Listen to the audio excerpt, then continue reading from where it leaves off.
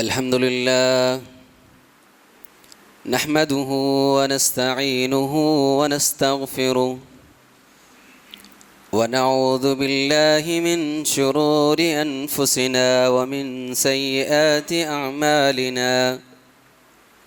من يهده الله فلا مضل له ومن يضلل فلا هادي له.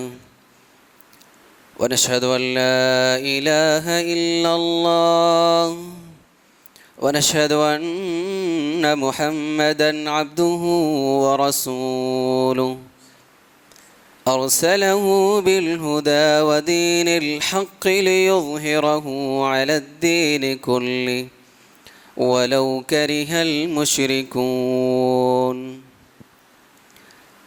يا أيها الذين آمنوا اتقوا الله حق تقاته ولا تموتن إلا وأنتم مسلمون. يا أيها الناس اتقوا ربكم الذي خلقكم من نفس واحدة وخلق منها زوجها وبث منهما رجالا كثيرا ونساء واتقوا الله الذي تساءلون به والأرحام إن الله كان عليكم رقيبا. يا أيها الذين آمنوا اتقوا الله وقولوا قولا سديدا يصلح لكم أعمالكم ويغفر لكم ذنوبكم ومن يطع الله ورسوله فقد فاز فوزا عظيما. أما بعد فإن خير الحديث كتاب الله وخير الهدى هدى محمد صلى الله عليه وسلم وشر الأمور محدثاتها وكل محدثة بدعة وكل بدعة ضلالة وكل ضلالة في النار. أعوذ بالله من الشيطان الرجيم. بسم الله الرحمن الرحيم. وما محمد إلا رسول قد خلت من قبله الرسل أفإن مات أو قتل انقلبتم على أعقابكم ومن ينقلب على عقبيه فلن يضر الله شيئا وسيجزي الله الشاكرين.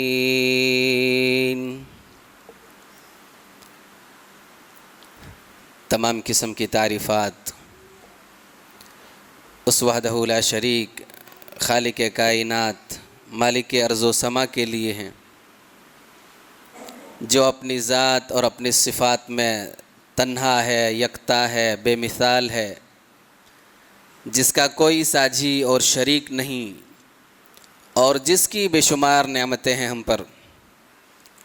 بعدہ درود و سلام کی ڈالیاں نچھاور ہوں تمام انبیاء اکرام پر، بالخصوص امام الانبیاء، سید الاتقیاء، قدوۃ الصلحاء، شافعی روز جزا جناب محمد رسول اللہ صلی اللہ علیہ وسلم پر.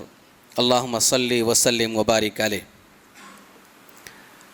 دین ملی اسلامی بھائیوں، آج کے اس خطبہ جمعہ میں میرا موضوع ہے، ٹاپک ہے نبی کریم صلی اللہ علیہ وسلم کی زندگی کے آخری لمحات. اسلامی بھائیوں،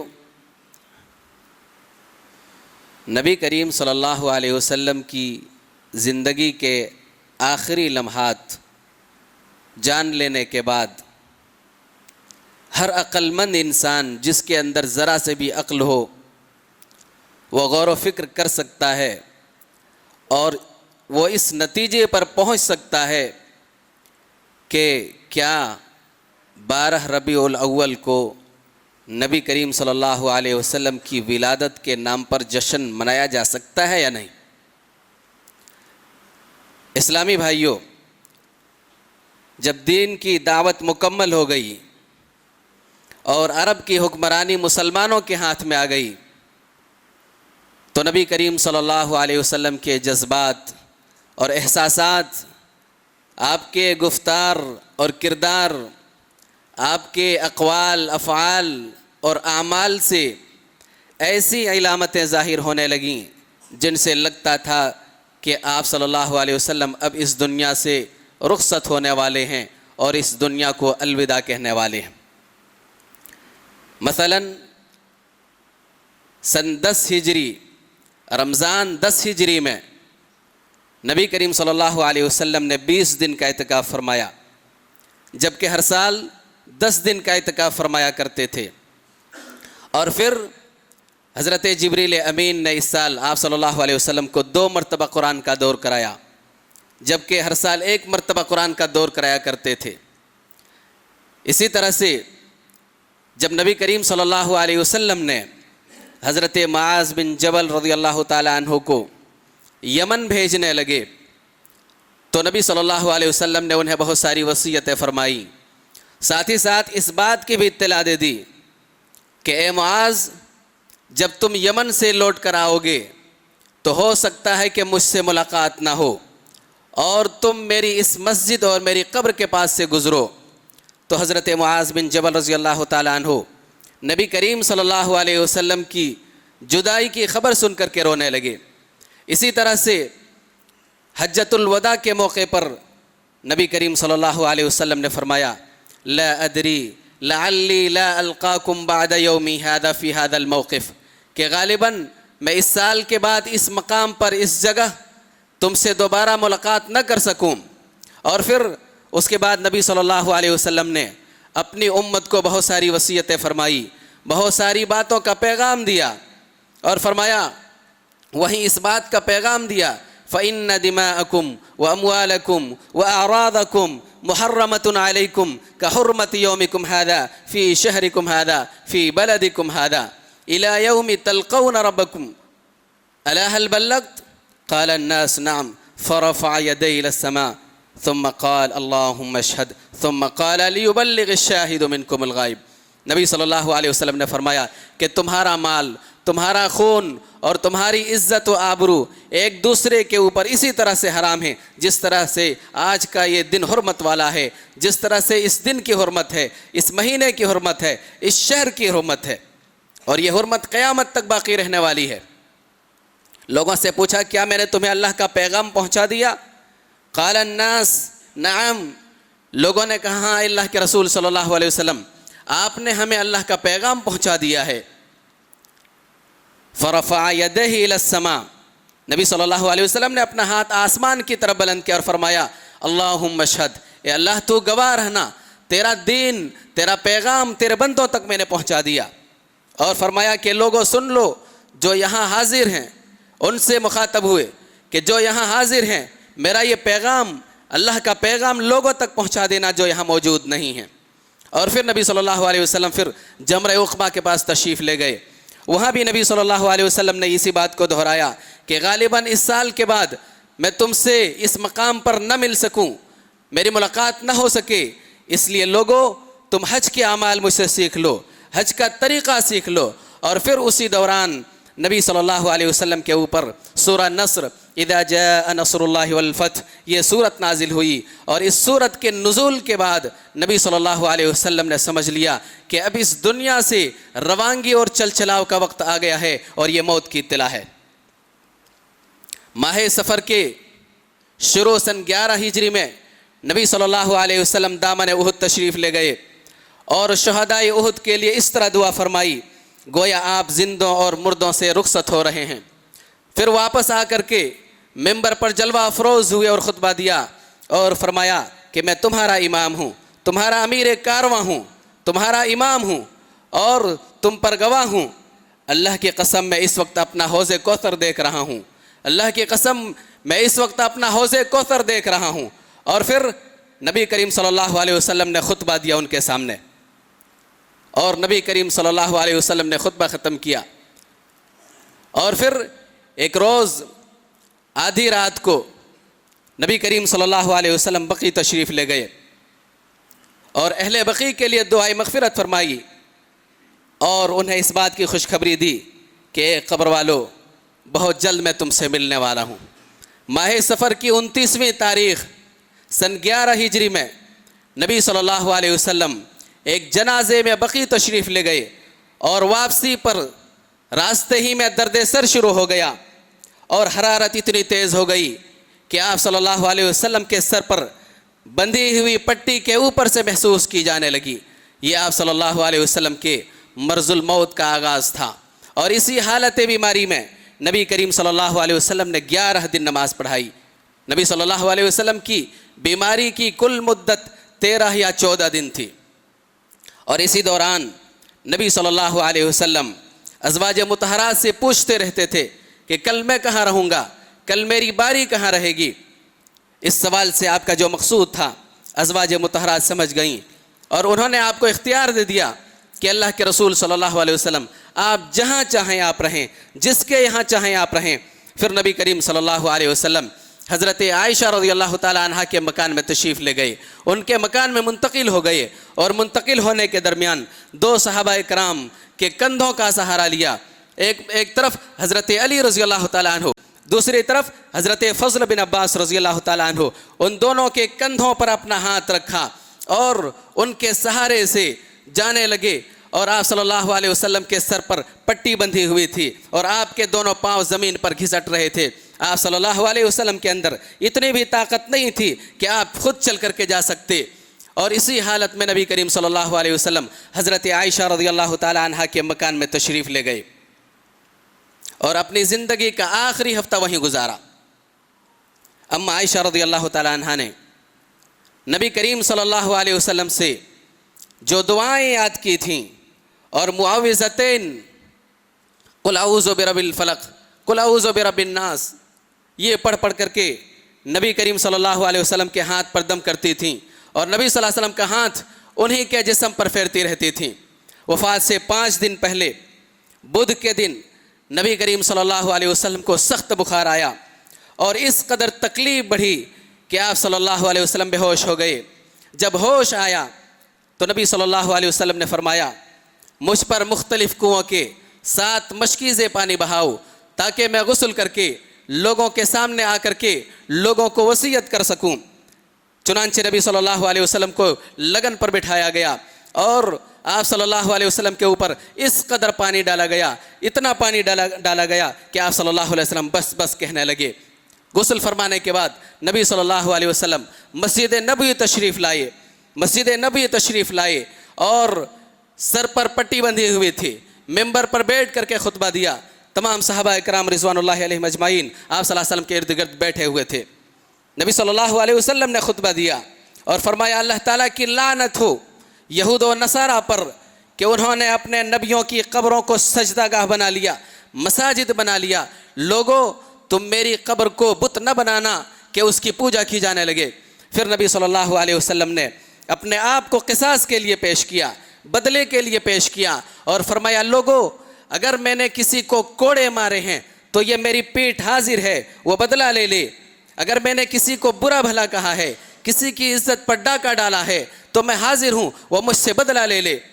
پھر نبی صلی اللہ علیہ وسلم ممبر سے نیچے تشریف لائے، نماز ظہر ادا فرمائی، اور نماز ظہر ادا کرنے کے بعد پھر ممبر پر تشریف رکھے، پھر خطبہ دیا، وعظ و نصیحت فرمائی، اور انصار کے متعلق خیر کی وصیت فرمائی۔ اس کے بعد نبی کریم صلی اللہ علیہ وسلم نے فرمایا، اللہ تعالیٰ نے ایک بندے کو اختیار دیا کہ یا تو وہ دنیا کی چمک دمک اور زیب و زینت لے لے، یا پھر جو کچھ اللہ کے پاس ہے اسے اختیار کر لے۔ تو اس بندے نے اللہ کے پاس جو کچھ ہے اسے اختیار کر لیا۔ حضرت ابو سعید خدری رضی اللہ تعالیٰ عنہ فرماتے ہیں، یہ بات سن کر کے حضرت ابو بکر صدیق رضی اللہ تعالیٰ عنہ رونے لگے اور کہنے لگے، اے اللہ کے رسول صلی اللہ علیہ وسلم، ہم اپنے ماں باپ سمیت آپ پر قربان، ہمیں تعجب ہوا۔ حضرت ابو سعید خدری رضی اللہ تعالیٰ عنہ فرماتے ہیں، ہمیں تعجب ہوا اور لوگ کہنے لگے کہ اس بڈھے ابو بکر کو دیکھو کیا ہو گیا. نبی صلی اللہ علیہ وسلم تو ایک بندے کے بارے میں خبر دے رہے ہیں کہ اللہ تعالیٰ نے اسے اختیار دیا کہ یا تو دنیا کی چمک دمک لے لے، زیب و زینت لے لے، یا پھر اللہ کے پاس جو کچھ ہے اسے اختیار کر لے. ایک بندے کے بارے میں خبر دے رہے ہیں اور یہ بڈھا ابو بکر روتے ہوئے کہتا ہے کہ میرے ماں باپ آپ پر قربان. لیکن جب چند دنوں کے بعد جب نبی کریم صلی اللہ علیہ وسلم کی وفات ہو گئی تب ہمیں پتہ چلا کہ جسے اختیار دیا گیا تھا وہ خود نبی کریم صلی اللہ علیہ وسلم تھے، جسے حضرت ابو بکر صدیق رضی اللہ تعالیٰ عنہ نے فوراً سمجھ لیا تھا اور رونے لگ گئے تھے. یقیناً حضرت ابو بکر صدیق رضی اللہ تعالیٰ عنہ ہم میں سب سے زیادہ علم والے تھے. وفات سے 4 دن پہلے جمعرات کو جب آپ صلی اللہ علیہ وسلم سخت تکلیف سے دوچار تھے، فرمایا لاؤ ایک تحریر لکھ دوں جس کے بعد تم کبھی بھی گمراہ نہیں ہوگے.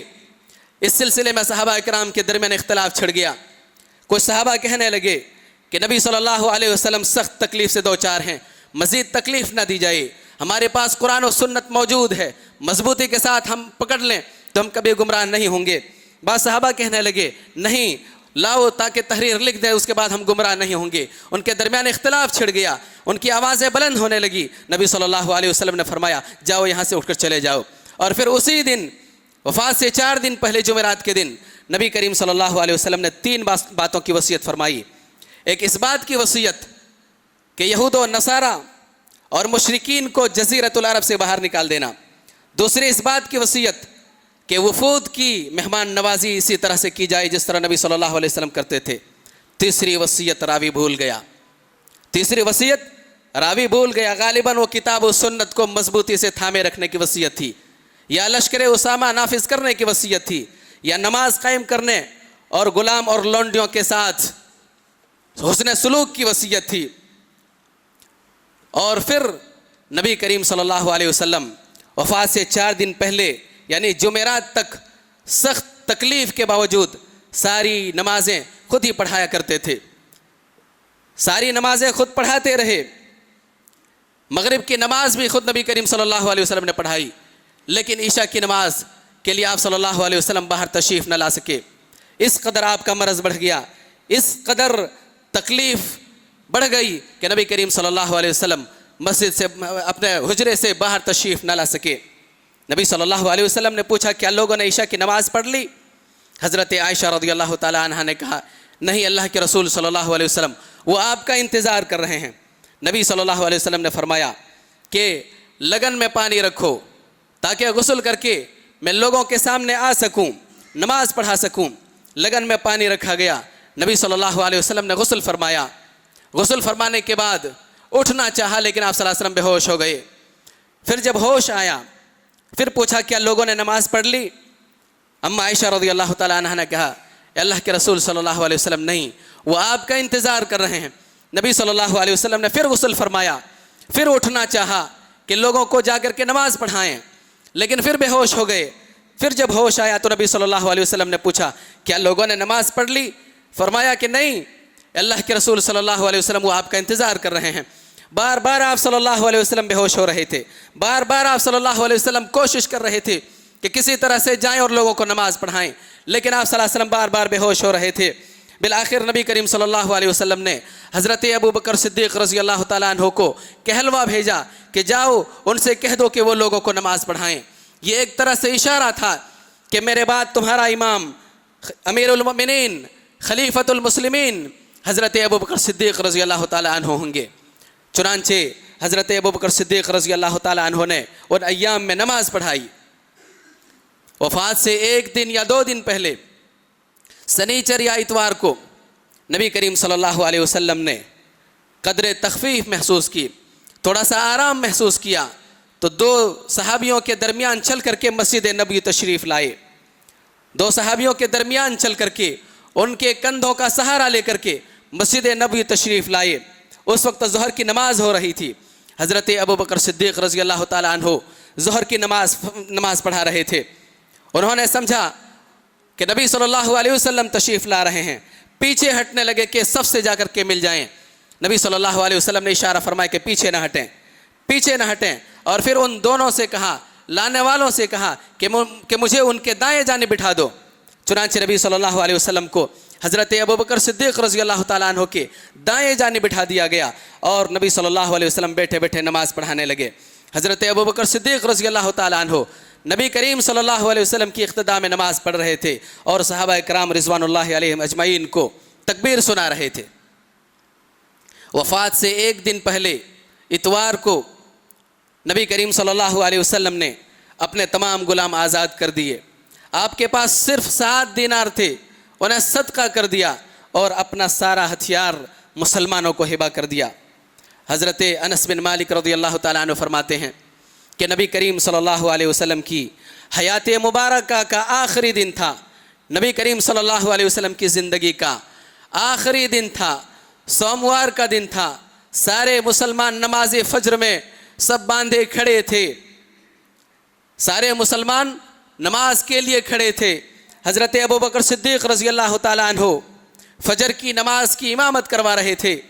اتنے میں اچانک نبی کریم صلی اللہ علیہ وسلم نے حضرت عائشہ رضی اللہ تعالیٰ عنہ کے حجرے کا پردہ اٹھایا، دیکھا کہ سارے مسلمان نماز فجر میں صف باندھے کھڑے ہیں۔ دیکھ کر کے آپ صلی اللہ علیہ وسلم مسکرائے۔ نبی کریم صلی اللہ علیہ وسلم کا حجرہ آپ صلی اللہ علیہ وسلم کے ممبر سے دائیں جانب اور اسی حجرے سے مسجد نبوی کی طرف ایک دروازہ کھلتا تھا۔ وہ دروازے سے پردہ ہٹا کر کے دیکھا سارے مسلمان نماز فجر میں مصروف ہیں۔ ادھر حضرت ابوبکر صدیق رضی اللہ تعالیٰ عنہ نے سمجھا کہ نبی کریم صلی اللہ علیہ وسلم تشریف لانا چاہتے ہیں، پیچھے ہٹنے لگے کہ سب میں جا کر کے مل جائیں۔ نبی صلی اللہ علیہ وسلم نے اشارہ فرمایا کہ پیچھے نہ ہٹیں۔ حضرت انس بن مالک رضی اللہ تعالیٰ عنہ فرماتے ہیں کہ نبی کریم صلی اللہ علیہ وسلم کے اس اچانک ظہور سے مسلمان اس قدر خوش ہوئے کہ ایسا محسوس ہو رہا تھا کہ نماز توڑ کر کے لوگ نبی کریم صلی اللہ علیہ وسلم کی مزاج پرسی کے لیے چلے جائیں، لیکن نبی کریم صلی اللہ علیہ وسلم نے اشارہ فرمایا کہ اپنی نمازیں پوری کر لو، اور پھر نبی صلی اللہ علیہ وسلم نے اپنے کمرے کا پردہ گرا لیا اور اندر تشریف لے گئے۔ اس کے بعد نبی کریم صلی اللہ علیہ وسلم پر کسی دوسری نماز کا وقت نہیں آیا۔ دن چڑھے، چاشت کے وقت نبی کریم صلی اللہ علیہ وسلم نے اپنی سب سے چھوٹی بیٹی حضرت فاطمہ رضی اللہ تعالیٰ عنہ کو بلا کر کے کان میں کچھ دھیرے سے کہا، کچھ سرگوشی فرمائی، جسے سن کر کے حضرت فاطمہ رضی اللہ تعالیٰ عنہ رونے لگی۔ اور پھر دوسری مرتبہ پھر بلایا اور پھر بلا کر کے کان میں کچھ کہا، جسے سن کر کے حضرت فاطمہ رضی اللہ تعالیٰ عنہ ہنسنے لگی۔ حضرت عائشہ رضی اللہ تعالیٰ عنہ بیان فرماتی ہیں کہ بعد میں ہمارے پوچھنے پر بتایا، ہم نے ان سے پوچھا کہ کیوں آپ پہلی مرتبہ کچھ کہا نبی صلی اللہ علیہ وسلم نے تو آپ رونے لگی، اور پھر کیوں دوسری مرتبہ پھر ہنسنے لگی، کیا وجہ تھی؟ تو حضرت فاطمہ رضی اللہ تعالیٰ عنہ نے کہا، پہلی مرتبہ نبی کریم صلی اللہ علیہ وسلم نے میرے کان میں سرگوشی کرتے ہوئے فرمایا کہ اسی بیماری میں میری وفات ہو جائے گی۔ نبی کریم صلی اللہ علیہ وسلم اور ابا جان کی جدائی کی خبر سن کر کے میں رونے لگی، اور پھر دوسری مرتبہ ابا جان نے بلا کر کے میرے کان میں سرگوشی کرتے ہوئے فرمایا کہ میرے اہل و عیال میں، میرے گھر والوں میں، میری فیملی میں سب سے پہلے تم مجھ سے ملو گی، اور جب ملو گی تو جنت میں خواتین اور عورتوں کی سردار ہوگی۔ یہ خوشخبری سن کر کے میں ہنسنے لگی۔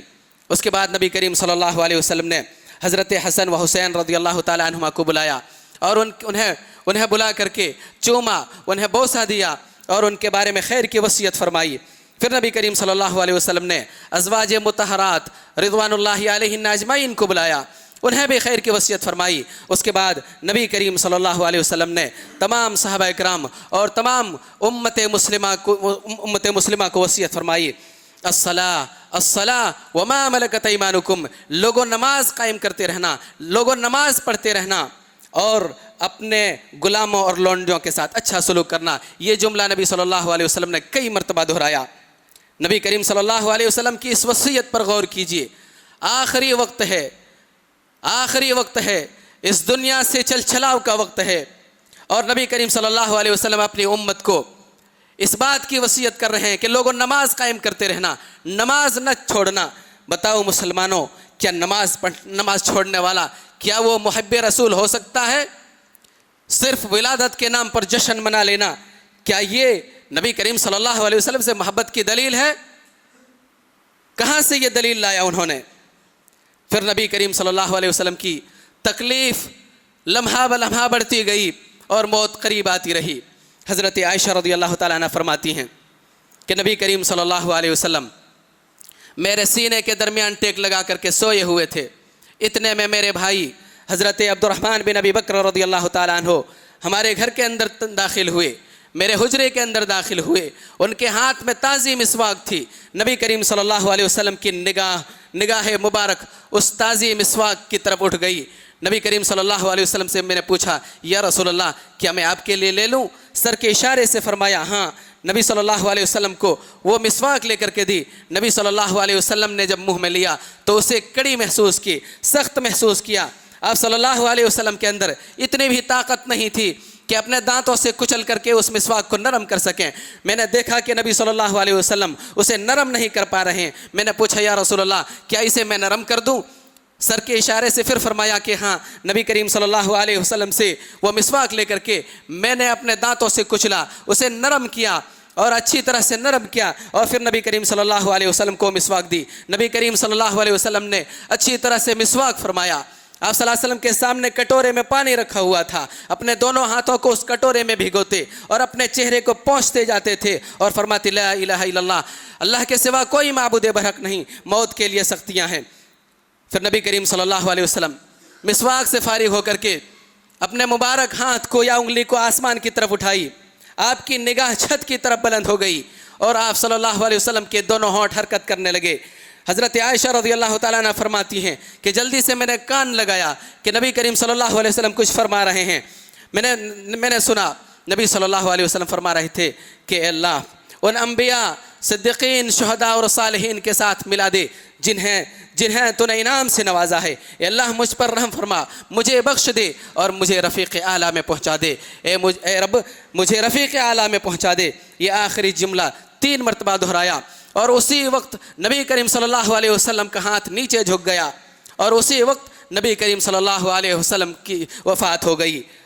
اس دنیا کو الوداع کہہ دیا، اس دار فانی سے دار بقا کی طرف چل بسے۔ انا للہ و انا الیہ راجعون۔ یہ واقعہ 12 ربیع الاول سن 11 ہجری سوموار کے دن چاشت کے وقت پیش آیا۔ اس وقت نبی کریم صلی اللہ علیہ وسلم کی عمر 63 سال 4 دن کی ہو چکی تھی۔ اس دردناک حادثے کی خبر فوراً مدینہ میں پھیل گئی۔ اہل مدینہ اور صحابہ کے اوپر غموں کا پہاڑ ٹوٹ پڑا۔ مدینہ کی گلیاں تاریک ہو گئی، مدینہ کی گلیوں سے سسکیوں اور آہوں کی آواز آنے لگی، آفاق و اطراف تاریک ہو گئے، صحابہ کرام ہوش کھو بیٹھے۔ حضرت انس بن مالک رضی اللہ تعالیٰ عنہ فرماتے ہیں کہ جس دن نبی کریم صلی اللہ علیہ وسلم ہمارے یہاں تشریف لائے تھے، یعنی مدینہ تشریف لائے تھے، اس دن سے بہتر، اس دن سے تابناک، اس دن سے روشن، اس دن سے خوشیوں سے بھرا دن ہم نے کبھی نہیں دیکھا۔ اور جس دن نبی کریم صلی اللہ علیہ وسلم کی وفات ہوئی اس سے برا دن، اس سے قبیح اور تاریک دن بھی ہم نے کبھی نہیں دیکھا۔ حضرت عمر فاروق رضی اللہ تعالیٰ عنہ کا یہ حال تھا کہ اپنی ننگی تلوار نکال کر کے مدینہ کی گلیوں میں دیوانہ وار پھر رہے تھے کہ جو شخص یہ کہے گا کہ نبی صلی اللہ علیہ وسلم کی وفات ہو گئی، اللہ کی قسم میں اس کے ہاتھ پاؤں کاٹ ڈالوں گا۔ ہمارے نبی وفات نہیں پائے۔ ادھر حضرت ابوبکر صدیق رضی اللہ تعالیٰ عنہ کو نبی کریم صلی اللہ علیہ وسلم کی وفات کی خبر پہنچی، اپنے گھر میں موجود تھے، جلدی سے گھوڑے پر سوار ہو کر کے سیدھے حضرت عائشہ رضی اللہ تعالیٰ عنہ کے کمرے کا رخ فرمایا۔ نبی صلی اللہ علیہ وسلم کا جسم مبارک یمنی دھاردار چادر سے آپ صلی اللہ علیہ وسلم کا جسم مبارک ڈھکا ہوا تھا۔ صدیق اکبر رضی اللہ تعالیٰ عنہ کمرے کے اندر داخل ہوئے، نبی صلی اللہ علیہ وسلم کے چہرے سے وہ چادر ہٹائی، آپ کی پیشانی پر بوسہ دیا اور رونے لگے اور کہنے لگے یا رسول اللہ میرے ماں باپ آپ پر قربان، اللہ تعالیٰ آپ کے اوپر 2 موت جمع نہیں کرے گا، ایک موت جو لکھی تھی وہ آ چکی۔ پھر حضرت ابوبکر صدیق رضی اللہ تعالیٰ عنہ کمرے سے باہر نکلے، سارے صحابہ اکرام کو جمع کیا، حضرت عمر فاروق رضی اللہ تعالیٰ عنہ سے کہا کہ بیٹھ جائیں، انہوں نے بیٹھنے سے انکار کر دیا۔ ادھر سارے صحابہ اکرام حضرت عمر فاروق رضی اللہ تعالیٰ عنہ کو چھوڑ کر کے حضرت ابوبکر صدیق رضی اللہ تعالیٰ عنہ کی طرف متوجہ ہو گئے۔ انہوں نے ایک مختصر اور جامع خطبہ دیا، اما بعد کہنے کے بعد فرمایا من كان كان يعبد محمدا فإن محمدا قد مات ومن كان منكم يعبد الله فإن الله حي لا يموت. قال الله عز وجل وما محمد إلا رسول قد خلت من قبله الرسل أفإن مات أو قتل انقلبتم على أعقابكم ومن ينقلب على عقبيه فلن يضر الله شيئا وسيجزي الله الشاكرين. انہوں نے خطبہ دیا کہ جو شخص تم میں سے نبی کریم صلی اللہ علیہ وسلم کی پوجا کرتا تھا تو وہ جان لے کہ محمد صلی اللہ علیہ وسلم کی موت واقع ہو چکی ہے، اور تم میں سے جو شخص رب کی پوجا کرتا تھا وہ جان لے کہ رب ہمیشہ سے ہے، زندہ ہے اور اسے کبھی موت نہیں آ سکتی. اس کے بعد انہوں نے یہ آیت کریمہ تلاوت فرمائی وما محمد الا رسول قد خلت من قبله الرسل افإن مات او قتل انقلبتم على اعقابكم ومن ينقلب على عقبيه فلن يضر الله شيئا. کہ محمد صلی اللہ علیہ وسلم صرف ایک رسول ہیں، ان سے پہلے بھی بہت سارے رسول آئے اور گئے، تو کیا نبی صلی اللہ علیہ وسلم کی اگر وفات ہو جائے، ان کا انتقال ہو جائے یا شہید کر دیے جائیں تو کیا تم کفر اختیار کر لو گے؟ اور جو شخص کفر اختیار کر لے گا وہ یاد رکھے اللہ رب ذوالجلال کو وہ کچھ بھی نقصان نہیں پہنچا سکتا. تمام صحابہ اکرام جو ابھی پریشان تھے، غموں سے نڈھال تھے، حضرت ابوبکر صدیق رضی اللہ تعالیٰ عنہ کا خطبہ سنا، انہیں یقین ہو گیا کہ نبی کریم صلی اللہ علیہ وسلم کی وفات ہو گئی. حضرت عمر فاروق رضی اللہ تعالیٰ عنہ فرماتے ہیں کہ اللہ کی قسم جیسے ہی میں نے یہ آیت کریمہ تلاوت کرتے ہوئے ان کو سنا، ابوبکر صدیق رضی اللہ تعالیٰ عنہ کو یہ آیت کریمہ تلاوت کرتے ہوئے سنا، مجھے ایسا محسوس ہو رہا تھا جیسے یہ آیت ابھی ابھی نازل ہوئی ہوں. میں خاک آلود ہو کر رہ گیا، میں زمین کی طرف لڑک گیا، میرے پاؤں میں مجھے اٹھانے کی طاقت نہیں رہی، اور مجھے یقین ہو گیا کہ نبی صلی اللہ علیہ وسلم کی وفات ہو گئی. میرے اسلامی بھائیوں، 12 ربیع الاول تاریخ کا یہ وہ المناک دن ہے، تاریخ کا یہ وہ دردناک دن ہے، تاریخ کا یہ وہ غمناک دن ہے جس دن نبی کریم صلی اللہ علیہ وسلم کی وفات ہوئی، جس دن صحابہ کرام رضوان اللہ علیہم اجمعین کے اوپر غموں کا پہاڑ ٹوٹا تھا، جس دن مدینے کی گلیاں تاریک ہو گئی تھیں، جس دن مدینے کی گلیوں سے سسکیوں اور آہوں کی آواز آ رہی تھی. لیکن افسوس صد افسوس اسی دن بہت سارے مسلمان نبی کریم صلی اللہ علیہ وسلم کی ولادت کے نام پر جشن مناتے، اپنے گلی کوچوں کو روشن کرتے. جس دن مدینے کی گلیاں تاریک ہوئی اسی دن اپنے گلی کوچوں اور گھروں کو روشن کرتے. جس دن اہل مدینہ کو کھانا اچھا نہیں لگ رہا تھا اسی دن طرح طرح کے ڈشز اور پکوان پکا کر کے کھاتے اور جشن مناتے. جس دن صحابہ اکرام کے اوپر غموں کا پہاڑ ٹوٹا تھا اسی دن یہ اپنے گھروں میں قہقہے لگاتے ہیں اور خوشیاں مناتے ہیں اور جشن مناتے. جس کے اندر ذرا سی بھی عقل ہو وہ اس نتیجے پر پہنچ سکتا ہے کہ اس دن تو جشن نہیں منایا جا سکتا، اس دن تو جشن نہیں منایا جا سکتا. اللہ رب ذوالجلال ایسے بدعقیدہ لوگوں کو اللہ تعالی ہدایت دے. الحمدللہ رب العالمین والصلاة والسلام على محمد بن عبد الله الأمي الأمين وعلى آله وأصحابه أجمعين أما بعد. اللهم صل على محمد وعلى آل محمد كما صليت على إبراهيم وعلى آل إبراهيم إنك حميد مجيد. اللهم بارك على محمد وعلى آل محمد كما باركت على إبراهيم وعلى آل إبراهيم إنك حميد مجيد. عباد الله رحمكم الله، إن الله يأمر بالعدل والإحسان وإيتاء ذي القربى وينهى عن الفحشاء والمنكر والبغي يعظكم لعلكم تذكرون. اذكروا الله يذكركم وادعوه يستجب لكم ولذكر الله أكبر. الله يعلم ما تصنعون.